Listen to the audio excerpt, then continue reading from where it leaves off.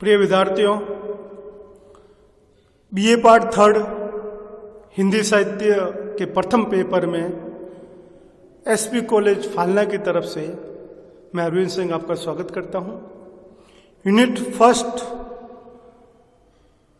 में दो कवि हैं, मैथिली शरण गुप्त और जयशंकर प्रसाद। हमने यूनिट पहली के दो कवियों में से एक कवि को प्रारंभ किया था जिसका नाम है मैथिली शरण गुप्त। गुप्त की 3 कविताएं हमारे कोर्स में हैं, केकई अनुताप, उर्मिला, यशोधरा। यशोधरा कविता हम पहले पढ़ चुके हैं, उसके उपरांत हम प्रारंभ करने वाले हैं उर्मिला और उसके उपरांत केकई अनुताप। यशोधरा कविता को छोड़ दिया जाए तो उर्मिला और केकई दोनों साकेत महाकाव्य के अंग हैं। साकेत महाकाव्य अलग अलग खंडों में, सर्गों में विभाजित है। उसमें से एक सर्ग केकई 8वां है, उर्मिला 9वां है। इससे पहले की क्लास में हमने उर्मिला कविता का वाचन किया था। इस कविता की व्याख्या इस कक्षा में हम प्रस्तुत कर रहे हैं।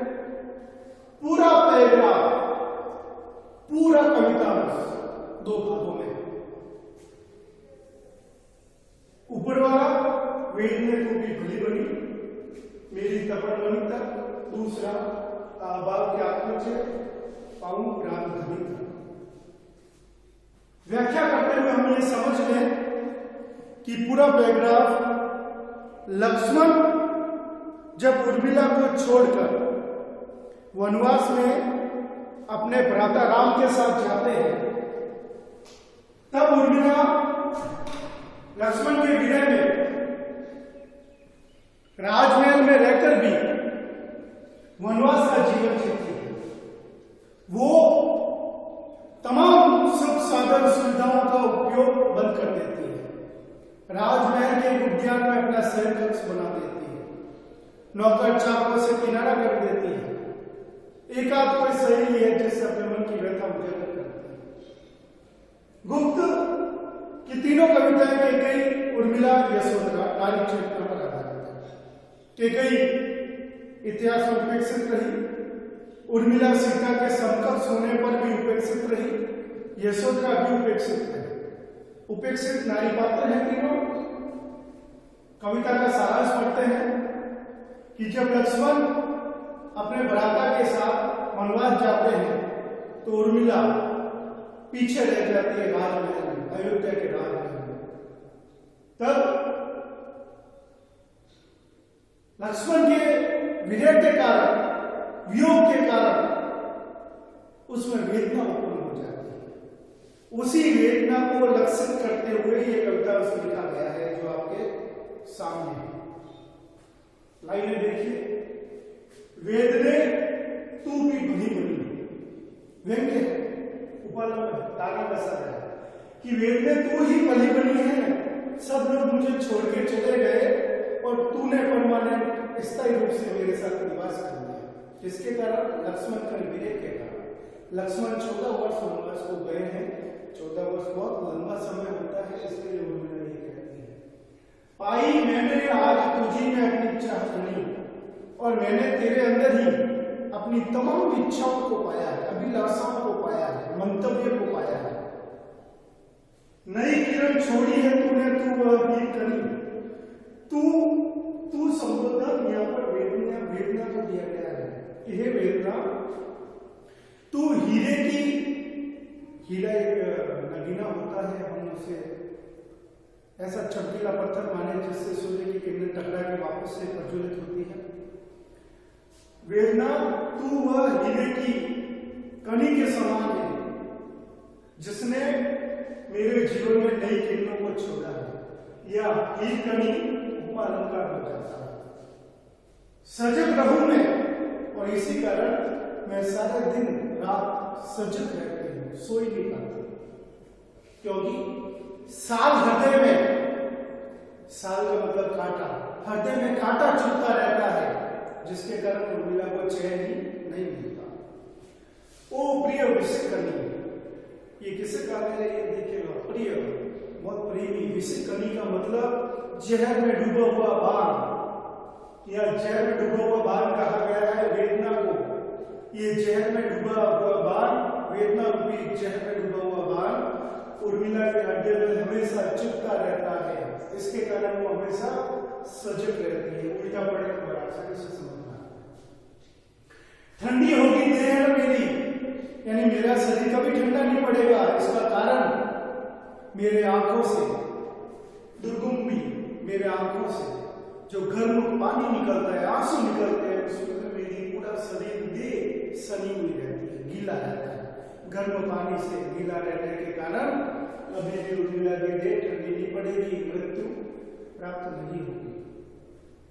तू ही उसे उष्ण रखेगी मेरी तपकमणि, और मेरी देह जो ठंडी नहीं होगी, आंखों में से जो पानी निकलता है वो वेदना के कारण निकलता है। इसी कारण इसे कहा गया कि मेरी जो 14 वर्ष की तपस्या है उससे जो मुझे मणि प्राप्त होगी, फल प्राप्त होगा, हे वेदना तू 14 वर्ष तक मेरी देह को, मेरे शरीर को गर्म रखेगी। वेदना गर्म आंसू से सनी होने के कारण पूरे पैगाम में, नंबर 1 पैगाम के अंदर हमने देखा कि उर्मिला वेदना को मानवीकरण अलंकार के रूप में प्रयोग करते हुए अपनी सहेली के रूप में संबोधित करते हुए कहती है कि तेरे ही कारण मैं जीवित हूं, तूने ही मेरी देह को गर्म कर रखा है विरह के आंसुओं के कारण, तूने ही मेरे जीवन में एक आशा रूपी किरण छोड़ी है कि 14 वर्ष के बाद लक्ष्मण अवश्य प्राप्त होंगे। तू ही सदा मेरे हृदय में जहर में डूबे हुए बाण की तरह चुपती रहती है। दूसरा पैगाम है आ, संबोधन है आने का, कि ये वेदना मेरे पास आ। तू वेदना को संबोधित करते हुए अभाव की एक आत्मज है। अभाव किसका है यहाँ पर? लक्ष्मण का। लक्ष्मण उर्मिला के पास नहीं है, उर्मिला को लक्ष्मण का अभाव है। उस अभाव के कारण एक आत्मज है, यानी एक लड़की का जन्म हुआ है। वो लड़की कौन है? वेदना। किसके अभाव के कारण एक लड़की का जन्म हुआ? आत्मज है, पुत्री। अभाव की एक आत्मज है, अभाव के कारण उत्पन्न एक पुत्री कौन हो गई? वेदना। किसका अभाव है? लक्ष्मण का।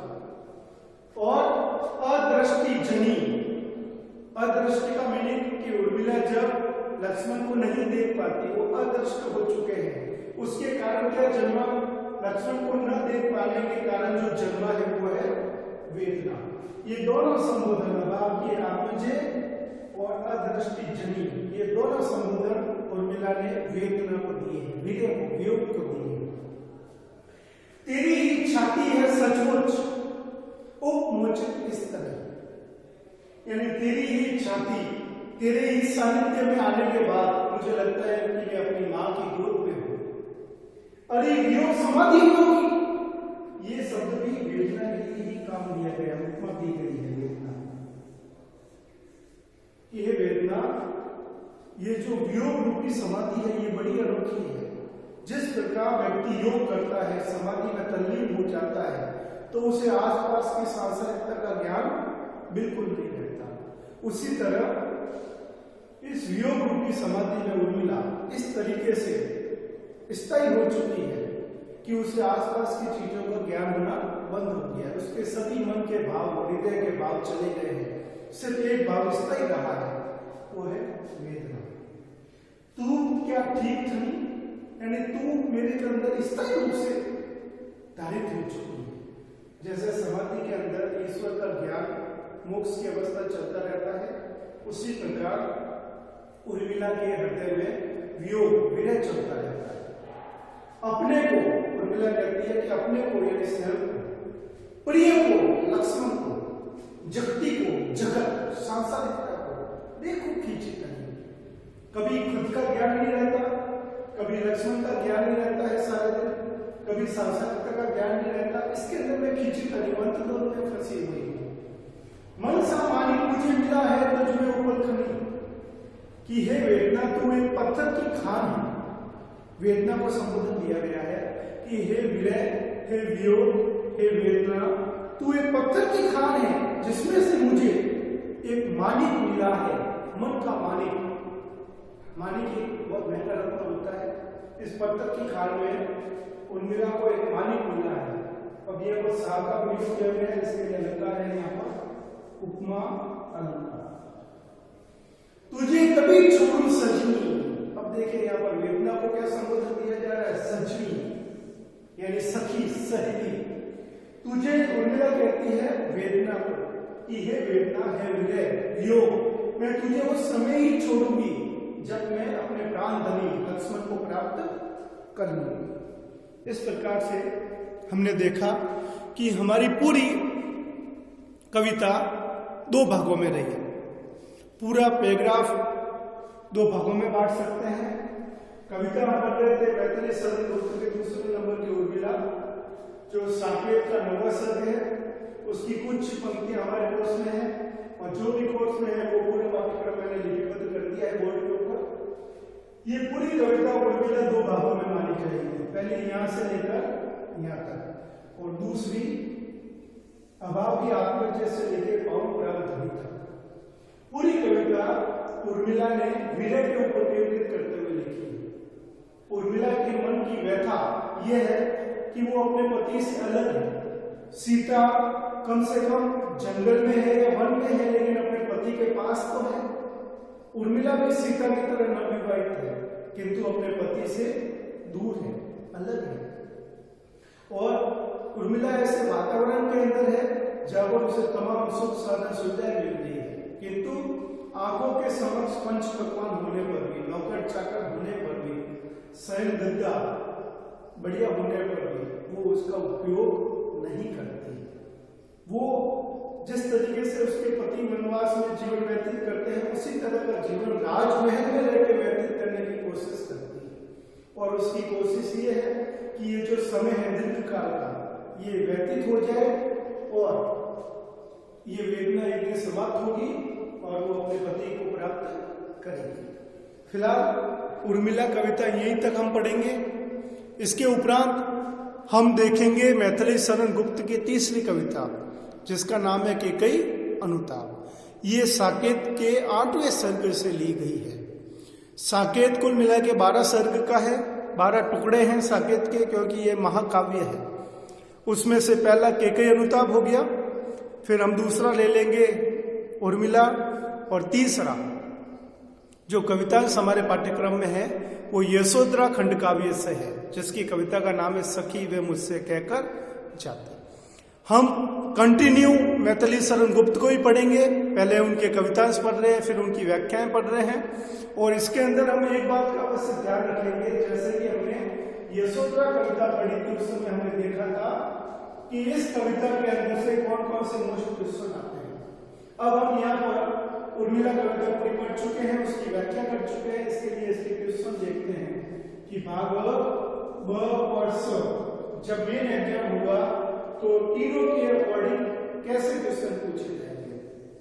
मैं आपको बता दूं, भाग ब में उर्मिला से जुड़े हुए क्वेश्चन आते हैं कि उर्मिला साकेत का कौन सा सर्ग है, उर्मिला कवितांश की विषय वस्तु होता है, उर्मिला कविता का मूल भाव क्या है, उद्देश्य क्या है, उर्मिला कविता में किसका वर्णन किया गया है, अभाव की एक आत्मजे और अदृष्टि जनी किसे कहा गया है, उपल खनी किसे कहा गया है, या फिर उपल खनी में, प्राग धनी में, वियोग समाधि, हीर खनी, इसमें कौन से अलंकारों का प्रयोग किया गया है।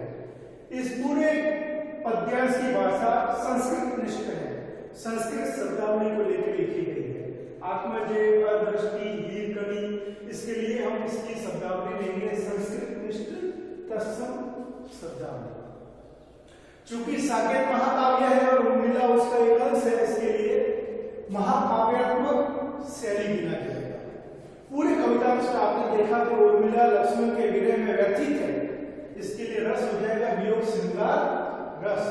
फिर हमने देखा कि उर्मिला को इन्होंने सजनी बोला है, यहाँ पर माता का संबोधन दिया है, यहाँ पर पुत्री का संबोधन दिया है, और यहाँ पर सखी का संबोधन दिया है। इसके लिए अलंकार हो जाएंगे मानवीकरण और उपमा, विशेष अलंकारों का चित्रण करेंगे। ये सब चीजें हमारे काम आएगी व्याख्या करने। क्योंकि ये पद्यांश बहुत ज्यादा महत्वपूर्ण है, हमेशा व्याख्या में पूछा जाता है। भाग 100 में उर्मिला की विषय वस्तु थोड़ी संक्षिप्त होने के कारण पूरा बड़ा क्वेश्चन जो 15 नंबर का होगा वो उर्मिला के ऊपर केंद्रित नहीं होगा। इसके लिए हम क्वेश्चन का टारगेट करके चलेंगे मैथिली शरण गुप्त की नारी चेतना। उसमें हो सकता है कि आप उर्मिला कविराज का वर्णन करते हुए 1-2 लाइनें अवश्य लिख दें। अगली क्लास में हम केकई अनुताप को पढ़ने वाले हैं।